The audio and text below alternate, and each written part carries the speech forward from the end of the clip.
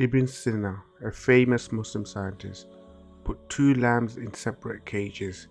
Lambs were the same age and the same weight, and fed with the same food.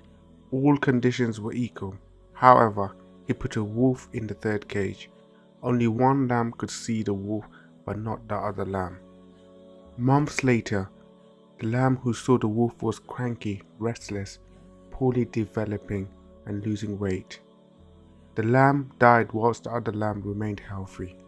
Although the wolf did nothing to the lamb next to it, the fear and stress that lamb lived in killed it prematurely, while the other lamb that did not see the wolf was peaceful and developed well with a healthy weight gain. In this experiment, Ibn Sina demonstrated the importance of mental health. Do not trouble yourself with unnecessary worry and concerns. Learn to rely on Allah and take care of your mental health.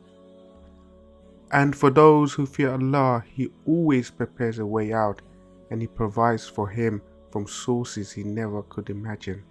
And if anyone puts his trust in Allah, sufficient is Allah for him, for Allah will surely accomplish His purpose.